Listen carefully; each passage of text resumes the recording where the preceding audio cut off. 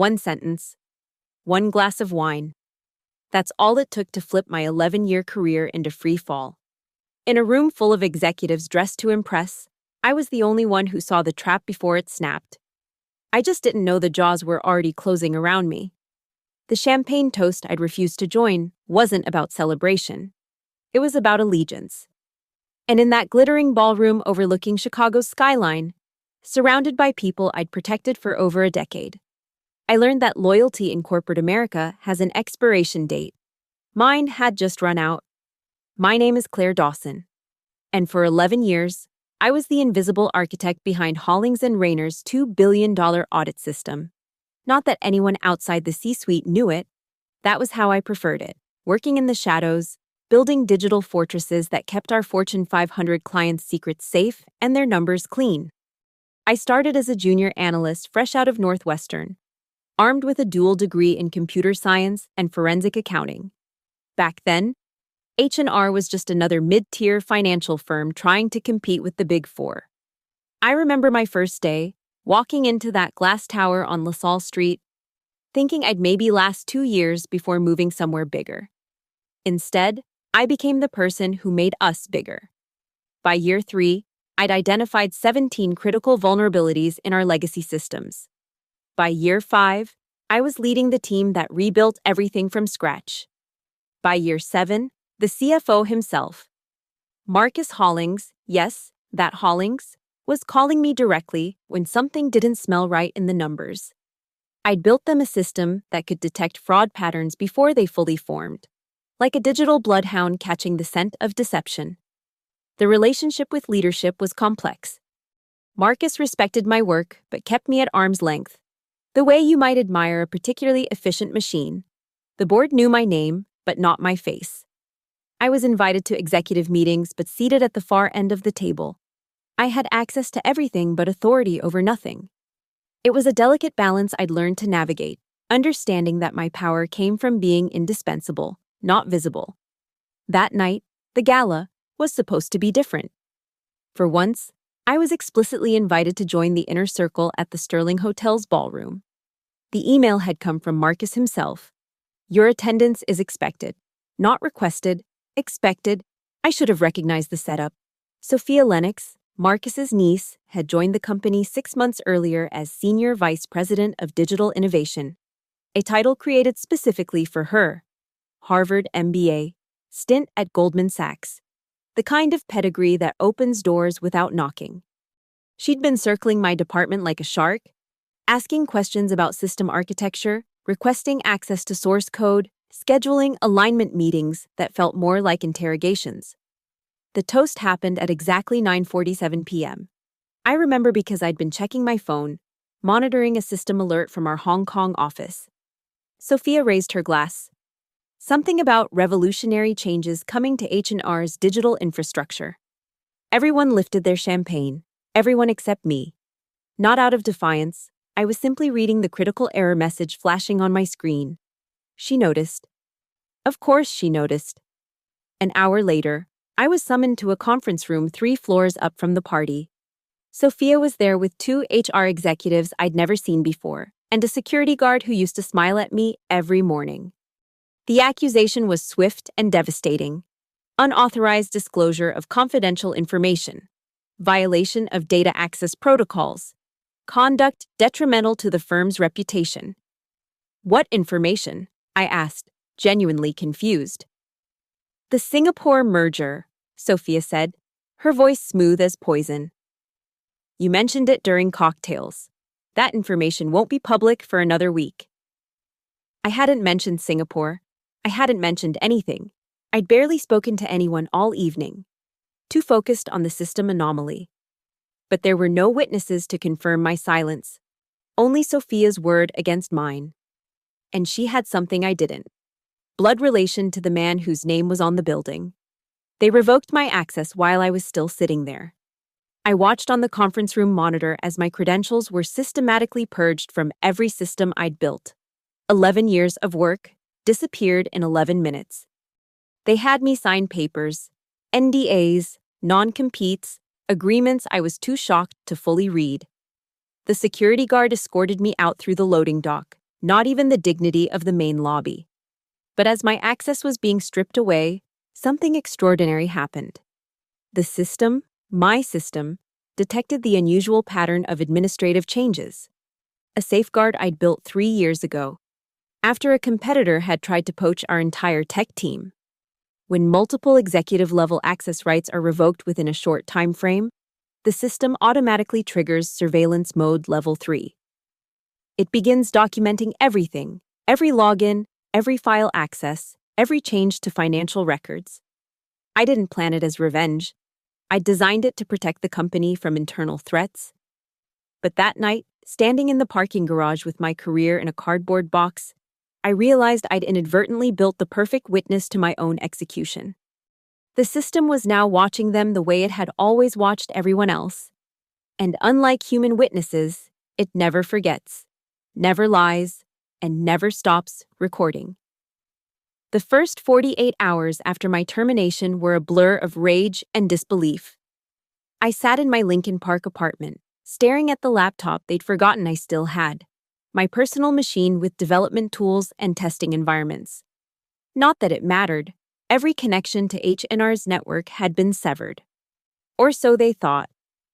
What Sophia didn't understand, what none of them understood, was that the system I'd built wasn't just software. It was a living, breathing entity with its own immune system.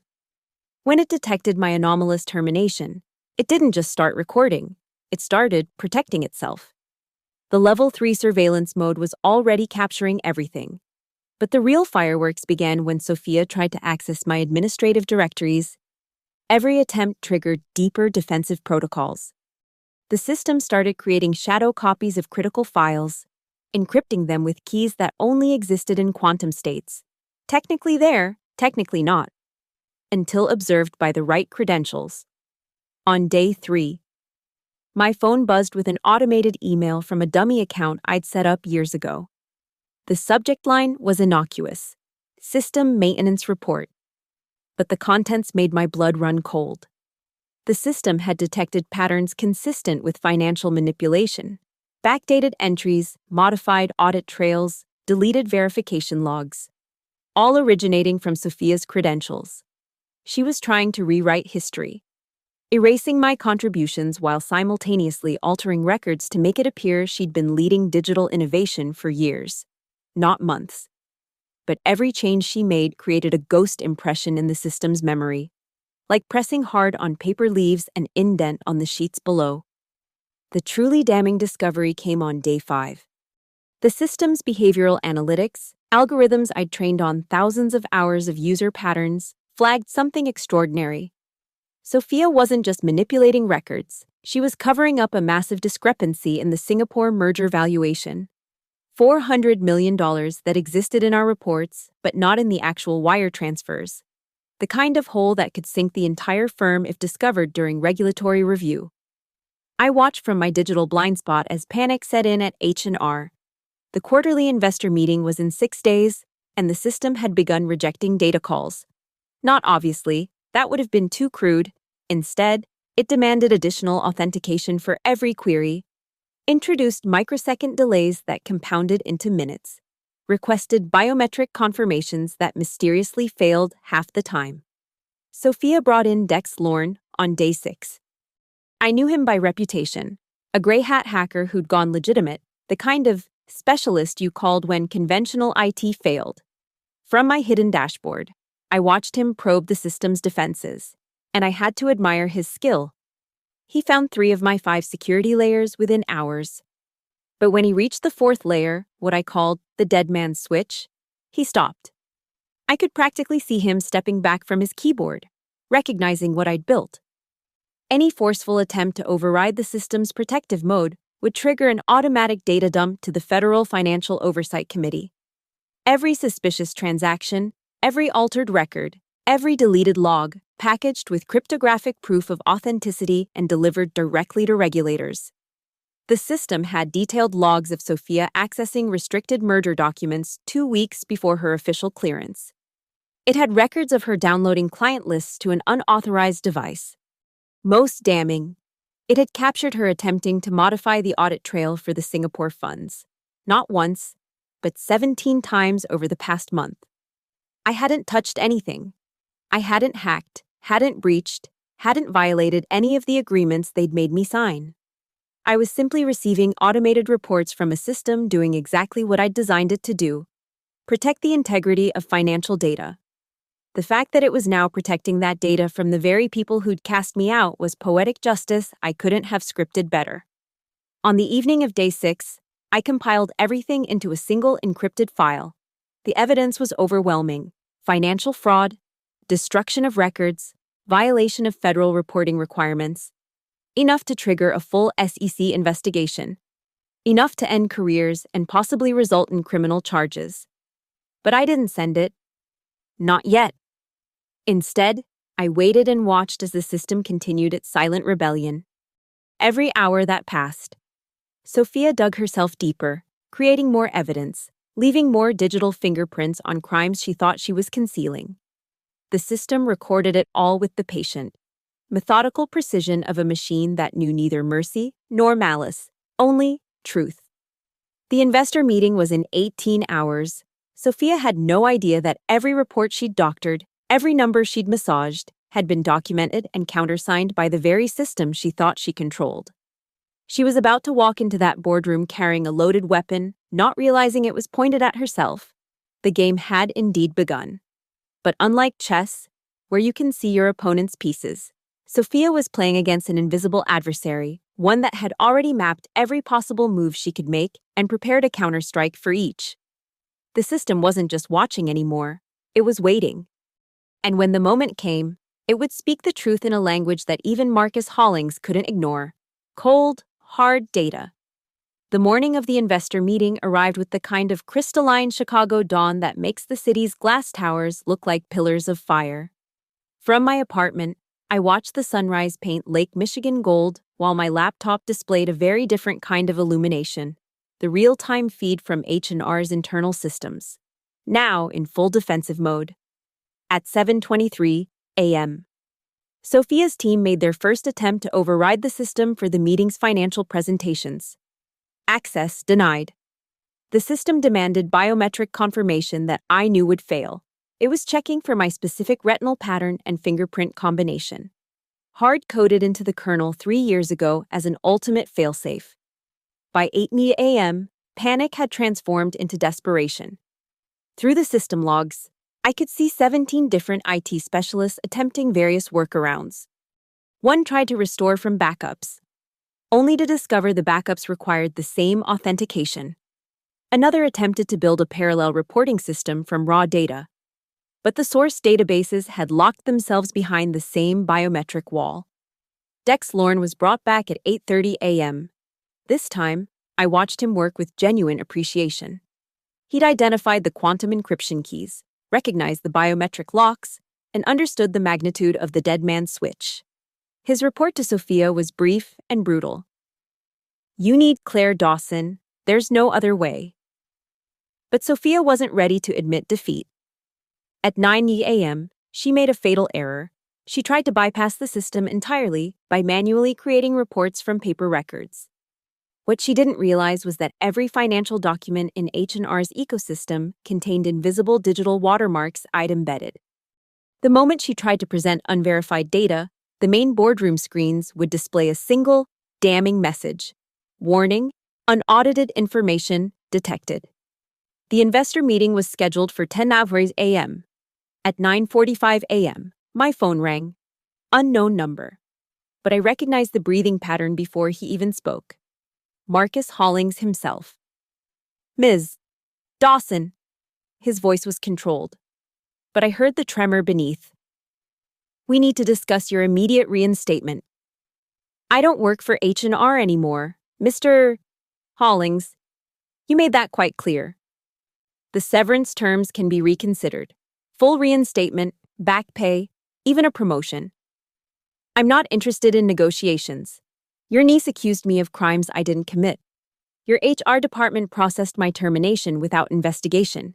Your security escorted me out like a criminal." Silence. Then, "What do you want?" I didn't answer immediately. Instead, I initiated a sequence I'd prepared.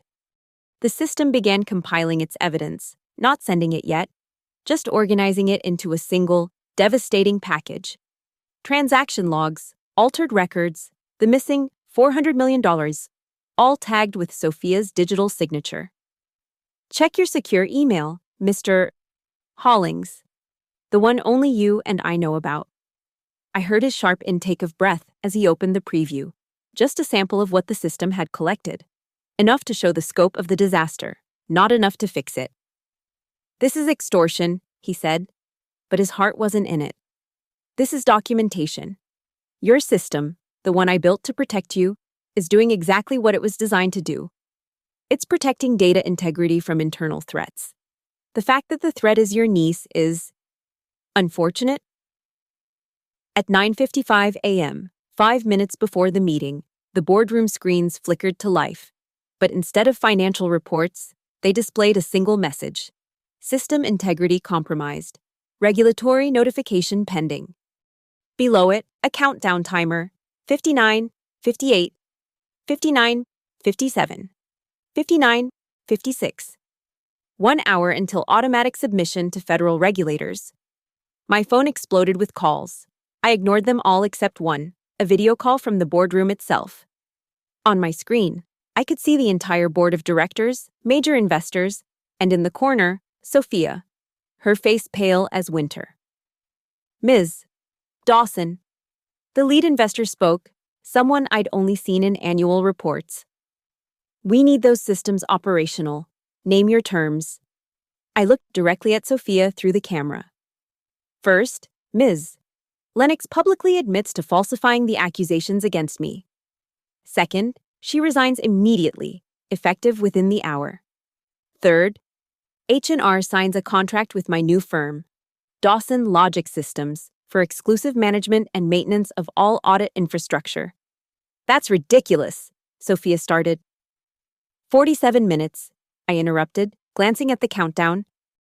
When that timer hits 0, the SEC, FBI Financial Crimes Division, and Federal Financial Oversight Committee will receive comprehensive documentation of $400 million in falsified merger records, the kind of evidence that triggers immediate asset freezes and criminal investigations.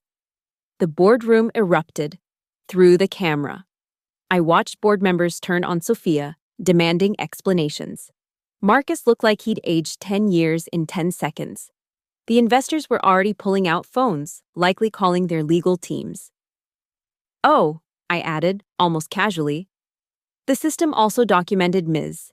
Lennox accessing confidential client data without authorization and copying it to an unencrypted personal device. That's about, 17 federal violations? I'm not a lawyer, but I believe that carries mandatory prison time. The room fell silent. The countdown continued. 42:16, 42:15, 42:14. From my command center, what I'd transformed my home office into over the past week, I watched the empire crumble in real time. 3 monitors displayed different feeds: system logs, email traffic, and the security camera footage from H&R's boardroom that I could still access through an old debugging portal they'd never discovered. The hunter had become the hunted, and Sophia Lennox was learning what it meant to be prey. At 10:17 a.m., she made her first critical mistake. Instead of confessing, she tried to shift blame onto my sabotage of the system. The board might have believed her, except the system immediately displayed her access logs from the past 6 months. Every after-hours login, every unauthorized data export, every attempt to modify audit trails, time-stamped, geotagged, and digitally signed with her credentials. "This is fabricated," she shouted, but her voice cracked. "She planted this evidence," I smiled, knowing what would come next. The system displayed a new document. Sophia's own email to an external consultant dated 3 weeks ago, discussing strategies to restructure digital oversight and eliminating legacy personnel obstacles. My name was mentioned 14 times. At 10:22 a.m., Marcus Hollings did something I didn't expect. He stood up, walked over to his niece, and said quietly, "Stop." Just stop.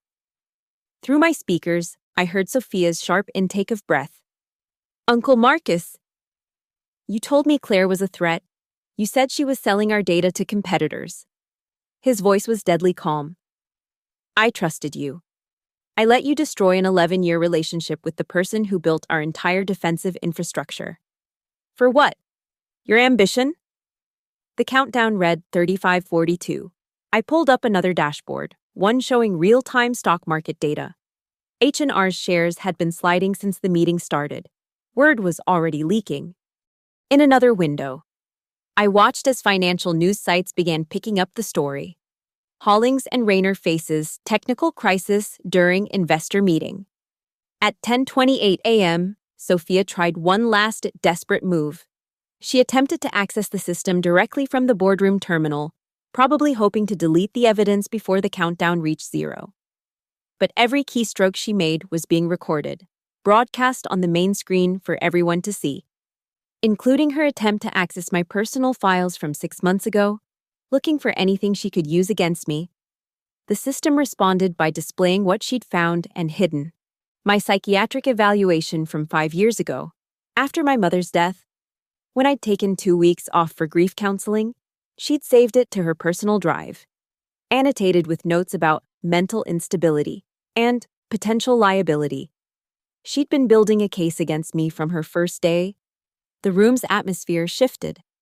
Board members who'd been merely concerned now looked disgusted. One investor stood up and headed for the door, muttering something about ethical violations and reputational risk. At 10:35 a.m., with the countdown at 28:15, I decided to accelerate the timeline. I sent a command to the system, not to stop the countdown, but to display a preview of what would be sent to regulators. Page after page of evidence scrolled across the boardroom screens. Financial discrepancies, audit violations, unauthorized access to client data, attempts to frame an employee, destruction of evidence, a symphony of corporate malfeasance, all bearing Sophia's digital fingerprints. But the masterstroke was the final document, security footage from the night of the gala. Not from the ballroom, from the service corridor outside. It showed Sophia on her phone 20 minutes before confronting me, saying clearly, "I don't care if she said nothing. We need her gone. Make something up if you have to." The boardroom went silent except for the sound of the countdown. 25:1C, 24:59, 24:58. I unmuted my microphone. "Ladies and gentlemen, you have 24 minutes to make a decision. Miss CEO. Lennox resigns immediately and publicly admits to fabricating allegations against me. Or this evidence goes to federal regulators. Once it's sent, it can't be recalled. The investigation will be mandatory. Your assets will be frozen. Your clients will flee. H&R will cease to exist within 6 months. You're destroying the company," Sophia screamed at the camera. "All of this for your ego?" "No," I replied calmly. "All of this for the truth. You destroyed my reputation based on lies. You tried to steal 11 years of my work. You attempted to cover up $400 million in financial irregularities that would have eventually destroyed this company anyway. I'm not destroying H&R. I'm performing emergency surgery to remove a cancer." At 10:41 a.m., with 19 minutes left on the clock, the lead investor spoke up. "Motion to accept Ms. Dawson's terms. All in favor?" Every hand except Sophia's went up. Even Marcus raised his hand, though he couldn't look at the camera. "Ms. Lennox," the investor continued, "you have 5 minutes to draft your resignation and confession, or we'll do it for you and add breach of fiduciary duty to the charges." I watched Sophia crumble in real time. The facade of power she'd built shattered like safety glass, still holding its shape, but fractured beyond repair. She looked around the room for allies and found only cold, calculating stares from people who understood survival in corporate America meant cutting losses quickly and cleanly. At 10:44 a.m., with 16 minutes on the countdown, she broke. "Fine," she whispered, then louder. "Fine, I'll resign. I'll admit to the false accusations. Just stop the countdown." I leaned back in my chair, feeling something I hadn't experienced in 11 years at H&R. Complete, absolute control. Send the signed resignation and confession to my attorney. You have 10 minutes. Then we'll discuss my company's contract for managing your audit systems. The hunter had been caught in her own trap, and I hadn't even needed to spring it. She'd walked in all by herself, convinced of her own invincibility.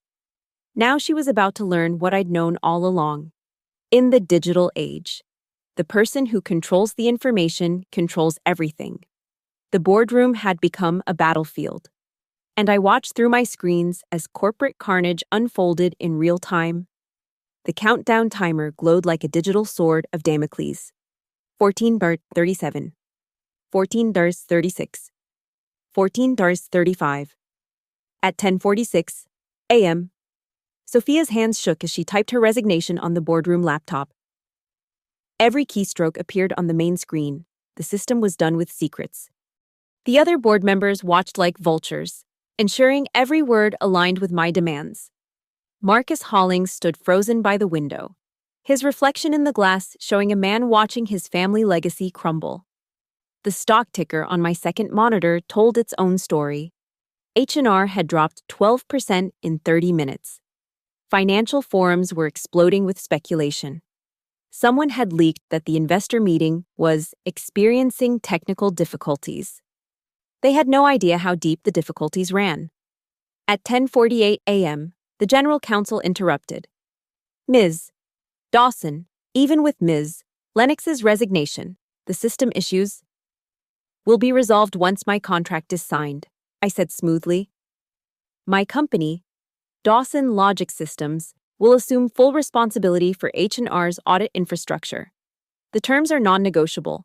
5-year exclusive contract, $400 million annually, complete operational autonomy, and a board seat with veto power over any technology-related decisions. That's highway robbery, one of the investors shouted. That's market rate for keeping you out of federal prison, I corrected. The countdown continues. 12 minutes remaining. Through the security feed, I watched them huddle, whispering furiously. The math was simple.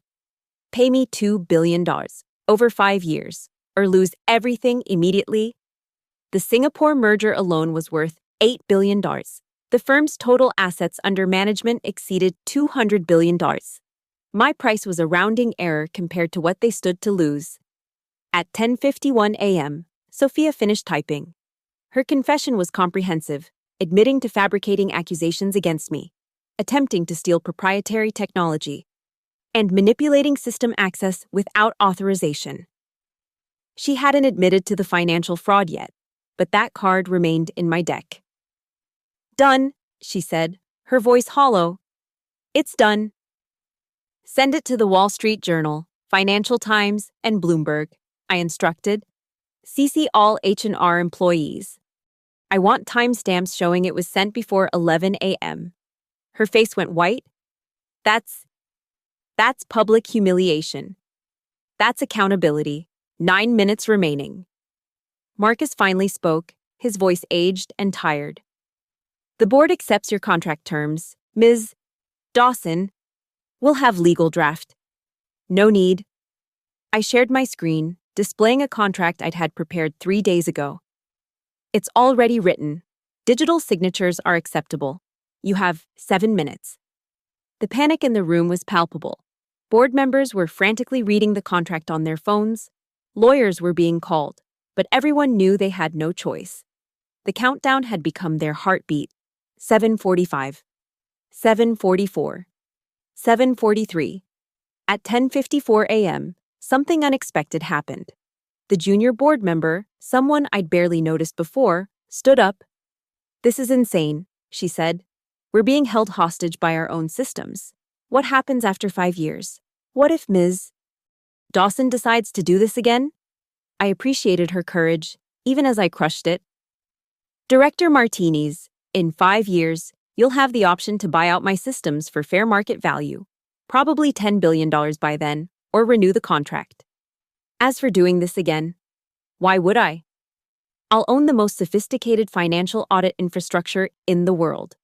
H&R will be my showcase client. Your success will be my success. Unless someone else offers you more, she countered. Check Section 47B of the contract. I'm prohibited from creating similar systems for any competitor. In exchange, H&R is prohibited from attempting to reverse engineer, copy, or replace my systems without my explicit approval. We're getting married, Director Martinez, till death do us part. At 10:56 a.m., Sophia hit send on her public confession. Within seconds, my phone buzzed with news alerts. The financial world was about to feast on this scandal. Her career wasn't just over, it was being publicly cremated. The system registered the sent emails and displayed a new message. Confession confirmed, awaiting contract execution. 5 minutes on the countdown. Marcus was the first to digitally sign, his signature appearing on the screen like a surrender flag. One by one, the other board members followed. The investors signed. Even Director Martinez signed, though she stared at the camera with something between respect and fear. At 10:58 a.m., with 2 minutes remaining, only one signature was missing. Sophia's. As CFO, she needed to approve the financial terms. I won't sign, she said quietly. I'll go to jail before I sign this. The room exploded, board members shouted, investors threatened lawsuits. Marcus grabbed her shoulders, but she shook her head, tears streaming down her face. She's destroyed me anyway. Why should I make her rich too? 1 minute remaining, I leaned into my microphone. Sophia, you're right. You're finished either way. But consider this. If that evidence goes to the regulators, it doesn't just destroy you, it destroys your uncle, the man who trusted you, who brought you in, who defended you. Marcus will be implicated as either complicit or incompetent. His name, his legacy, 40 years of building this firm, gone because of you. I watched her look at Marcus, saw the moment she realized what she'd become. The countdown read, Euro 30. Moreover, I continued. If you sign, you're just a failed executive who admitted to false accusations. If you don't, you're the woman who destroyed Hollings and Rayner out of spite. Which legacy do you prefer? 0015, 0014, 0013. At 00011, she signed. The countdown stopped at 0004. The boardroom screens went dark for a moment, then displayed a simple message. System control transferred to Dawson Logic Systems. Normal operations resuming. Within seconds, all the locked reports opened. The financial data flowed. The investor presentation began loading automatically. It was as if the last hour had been a nightmare, except for the legal documents proving it had been very, very real. Ladies and gentlemen, I said, allowing myself a small smile. Pleasure doing business with you. A Dawson Logic technical team will arrive within the hour to begin the transition. Oh, and Sophia? Security is waiting outside to escort you from the building. You have 10 minutes to clear your office. The feed showed her standing up, unsteady, broken. She looked directly at the camera, at me, and I saw something die in her eyes. Not just her career, but the belief that connections and pedigree could overcome competence. She'd learned the hard way that in the digital age, those who live by deception die by documentation. The call came at 2:47 p.m., after the markets had closed and the dust had seemingly settled. My phone displayed Marcus Hollings, private line. I let it ring 3 times before answering. Ms. Dawson. His voice was different now, stripped of the corporate authority, revealing something rawer underneath. We need you to come in, immediately. Our contract specifies a transition period beginning Monday. Claire. First time he'd ever used my first name. Please. This isn't about the contract. I arrived at H&R 30 minutes later, walking through the main lobby this time. The security guard who'd escorted me out through the loading dock 2 weeks ago couldn't meet my eyes. The elevator ride to the boardroom felt like ascending to a throne I'd never wanted but had been forced to claim. The boardroom was nearly empty. Just Marcus, the general counsel, and Director Martinez. The screens that had displayed the countdown hours earlier now showed something else. H&R's real-time operational status. It was hemorrhaging, client calls flooding in, institutional investors demanding explanations, 3 major accounts already initiating termination clauses. The press has the story, Marcus said without preamble. Sophia's confession went viral, but they're not focusing on her false accusations against you. They're focused on the system vulnerability, the idea that one person could hold the entire firm hostage. I didn't hold anyone hostage. I simply refused to fix systems I no longer had authority to access. That's not how Bloomberg is spinning it. Director Martinez pulled up the article. Rogue programmer brings financial giant to its knees. I felt the cold creep of injustice again, different from before but equally sharp. You want me to make a statement? Play the cooperative returning hero instead of the vindictive former employee? We need you to explain that this was a security feature, not a vulnerability. The general counsel said that the system was protecting itself from internal threats, exactly as designed. I stood up and walked to the window, looking out at the city I'd watched from this height for over a decade, but never from this side of the glass. What's my incentive? Your contract is already signed, my reputation? Your company's reputation. Marcus corrected. Dawson Logic Systems. Do you want your first client story to be about how you brought us back from the brink, or how you pushed us over it? He had a point, and we both knew it. I turned back to face them. I'll need complete control over the narrative, my PR team, my messaging, my timeline. Agreed. And Sophia's office. I want it. Marcus flinched. It was the corner office, 1 floor down from his, the one with the best view of Millennium Park. That seems petty. It seems appropriate. She took my career. I'm taking her view.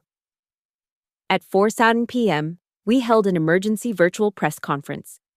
I sat in what had been Sophia's office 3 hours earlier, her personal items still in boxes by the door, speaking to a camera while dozens of journalists listened remotely. The events of today demonstrate exactly why H&R's security systems are industry-leading, I began, my voice steady and professional. When the system detected unauthorized attempts to manipulate financial data and destroy audit trails, it did exactly what it was designed to do: protect stakeholder interests. Ms. Dawson, a Financial Times reporter interrupted. Are you saying Sophia Lennox was attempting to commit fraud? I'm saying the system detected anomalies that warranted investigation. Ms. Lennox has admitted to certain actions. The system's response prevented any potential damage to H&R's clients or investors. But you were fired. How did you still have access? This was the crucial moment. I didn't have access. The system operated autonomously, as designed. When multiple executive credentials are compromised simultaneously, a pattern consistent with internal threats or hostile takeovers, it enters a protective mode that requires specific biometric confirmation to override. This isn't a vulnerability. It's a feature that just saved H&R from potential regulatory action and client losses. The questions continued for 40 minutes. I deflected, redirected, and reframed every attempt to paint me as a cyber vigilante. By the end, the narrative had shifted. I wasn't the disgruntled employee who'd held her company hostage. I was the architect whose masterpiece had saved them from themselves. At 5:30 p.m., as the sun set over Chicago, painting the office golden, Marcus knocked on my new door. The bleeding has stopped, he said. Clients are calling it a robust security response. The stock has recovered 8 points. You're welcome. He stood there awkwardly. This man who'd ruled this firm for 2 decades, now effectively reporting to someone he'd dismissed 2 weeks ago. I owe you an apology. You owe me more than that, but the $2 billion over 5 years will suffice. She was my sister's daughter, he said quietly.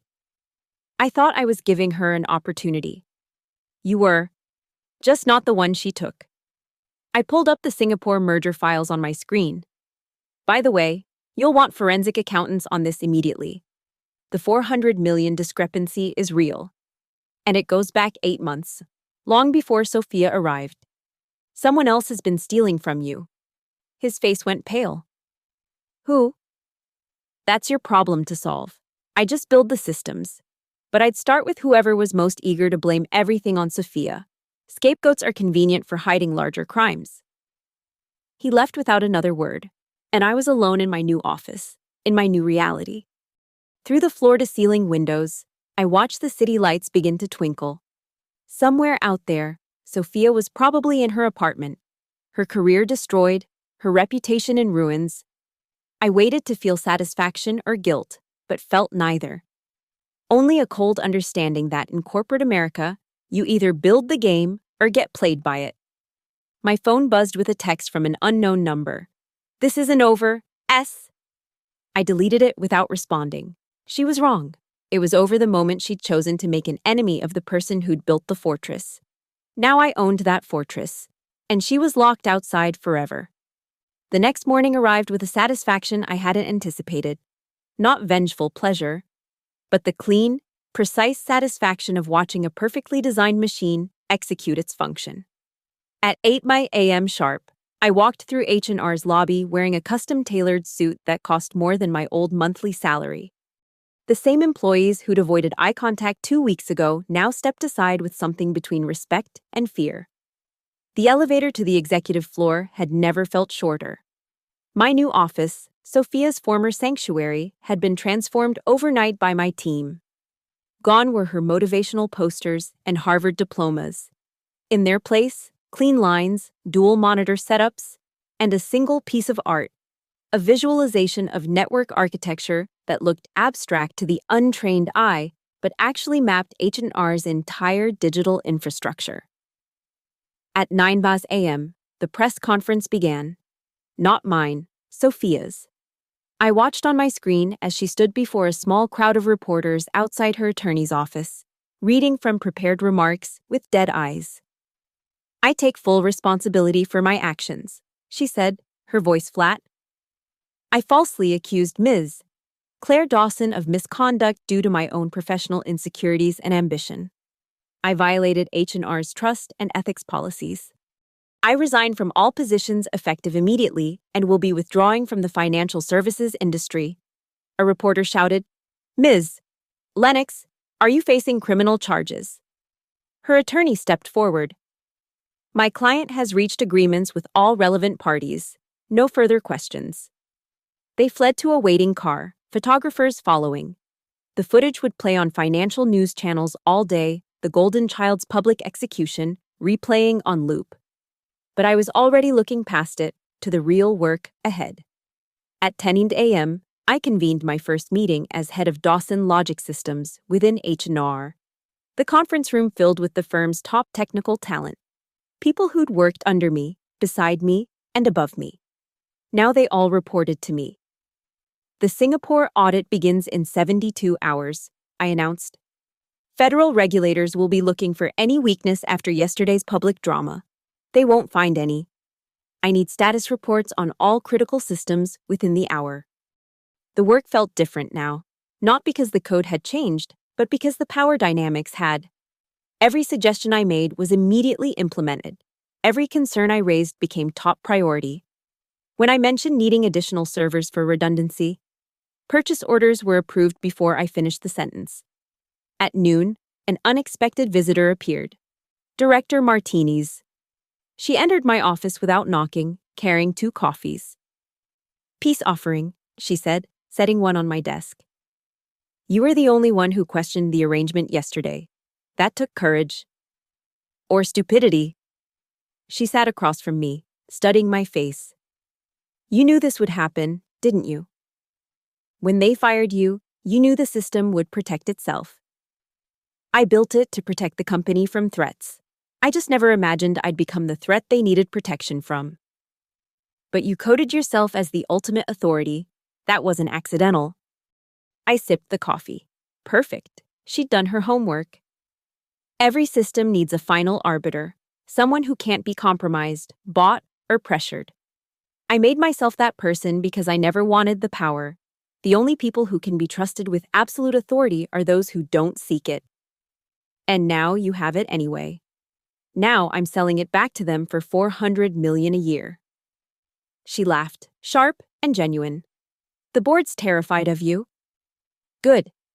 Fear is more reliable than respect in corporate governance. At 2:00 p.m., Marcus called an emergency board meeting. I attended virtually from my office. My image projected on the boardroom screen where the countdown had appeared yesterday. The topic? The missing $400 million from the Singapore deal. Forensic analysis confirms the discrepancy predates Ms. Lennox's involvement, the lead investigator reported. The manipulation appears to originate from, he paused, checking his notes, the CFO's office directly.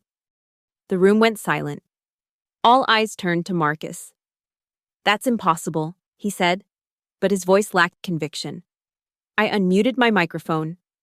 Check transaction logs for April 15th through May 30th of last year. Someone with C-level access was modifying entries after market close, when oversight was minimal. The investigator typed rapidly. Confirmed. The access credentials belong to Jonathan Whitmore, Deputy CFO. Whitmore, Marcus's longtime friend, his best man at 2 weddings, his chosen successor. The man who'd been suspiciously eager to support Sophia's takeover of digital operations because a younger, inexperienced executive would be easier to manipulate than me. John? Marcus's voice cracked. Whitmore stood slowly. At 63, with silver hair and a grandfather's smile, he looked nothing like a corporate thief. I needed the money. Divorce, alimony, bad investments. I was going to pay it back. You let my niece take the fall, Marcus said, understanding dawning on his face. You knew the investigation would focus on her. She was convenient, Whitmore admitted, young, aggressive, making enemies. When she went after Claire, I saw an opportunity. Let them destroy each other while I cleaned up my mess. But he hadn't counted on my system's perfect memory. Every transaction, every alteration, every attempt to hide the truth, all preserved in quantum-encrypted logs that couldn't be altered or destroyed. Security arrived to escort Whitmore out. As he passed the camera, he looked directly at me. You won, he said simply. I didn't play, I responded. I just built the board and wrote the rules. You all chose to play yourselves. At 5 p.m., as the markets closed and the office began to empty, I stood in my office watching the sun set over Lake Michigan. My phone buzzed with messages, contract offers from other firms, interview requests from tech magazines, a personal note from the SEC thanking me for maintaining system integrity during a critical period. But the message that mattered came from Marcus. The board has approved a bonus structure for Dawson Logic, 20% of any fraud you detect and prevent, retroactive to yesterday, 20% of $400 million, $80 million for catching Whitmore. I drafted my response carefully. Accepted? Also, I'll need Whitmore's office for my expanding team. His reply was immediate. It's yours. 2 offices in 2 days. At this rate, I'd own the entire floor by year's end. But that wasn't the point. The point was the message it sent. The person who controls the information controls the empire. And I'd built myself an empire that couldn't exist without me. 6 months later, I stood in a different office, my own building now.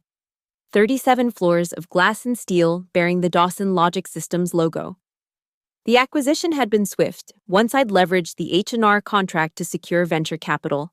$2 billion in guaranteed revenue over 5 years made banks remarkably generous with their loans.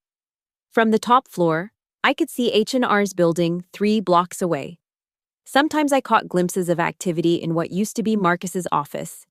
He'd retired quietly 3 months ago, the Whitmore scandal having broken something fundamental in him.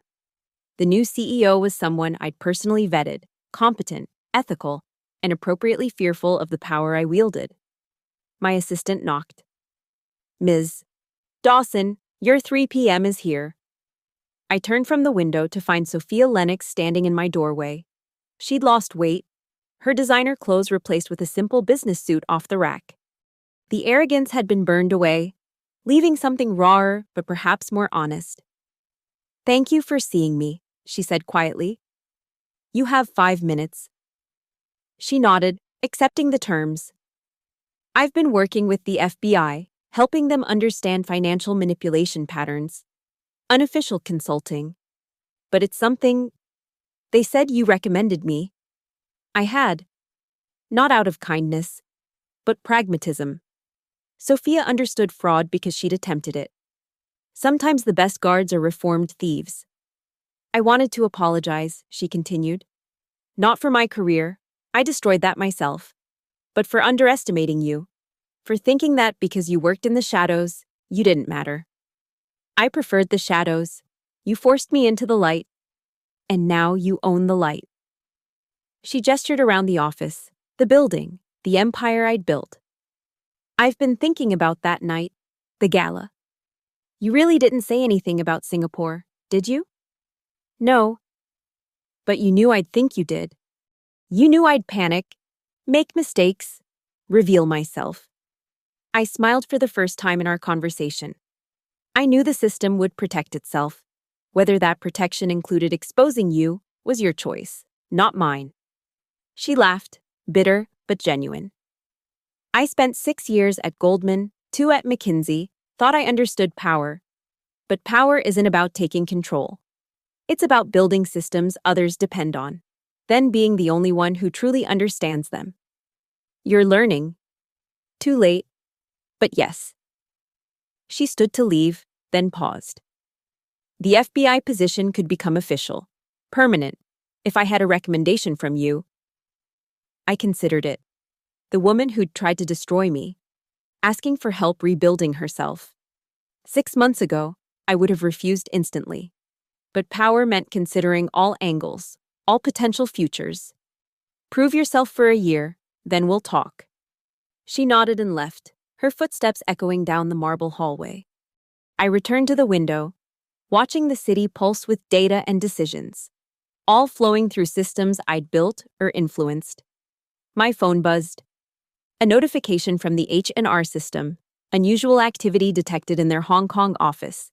The same kind of pattern that had started everything 6 months ago. I smiled, remembering that night when I'd refused to raise my champagne glass, setting in motion a cascade that had brought me here. The old Claire would have immediately begun investigating, diving into code and logs, working 18-hour days to protect a company that barely knew she existed. But I wasn't that person anymore. I forwarded the alert to my team of 40 engineers, all brilliant, all loyal, all understanding that their fortune was tied to mine. Handle this, I typed. Standard protocol. Bill them triple for weekend work. The response came within minutes, threat neutralized, attempted insider trading prevented. Another 8 million saved. My 20% would be automatically deposited by Monday. I'd made more money in the last 6 months than in my entire previous career. But money had become almost incidental. It was just how the game kept score. As the sun set over Chicago, painting the lake in shades of amber and gold, I placed my hand on the window, the same gesture from that first night in my new office at H&R. But everything had changed. I wasn't pressing against a barrier anymore. I was touching an empire I'd built from code and contingency. From betrayal transformed into triumph. The city below bustled with evening commuters, their financial data flowing through my systems, their company's secrets protected by my algorithms. They didn't know my name or face, and I preferred it that way. True power didn't announce itself with titles or press releases. It embedded itself into infrastructure, made itself indispensable, then waited for the world to realize it couldn't function without it. I thought about Sophia's words. How I owned the light now. She was wrong. I didn't own the light. I was the electrical grid that powered it. And unlike 11 years ago when I'd walked into H&R as a junior analyst, I now understood a fundamental truth. In the digital age, the person who builds the system writes the rules. Everyone else, from CEOs to competitors, merely plays by them. My reflection in the window stared back, older, harder, infinitely more powerful than the woman who'd been escorted out through a loading dock. That woman had built her career on trust and loyalty, only to watch it shatter with a false accusation.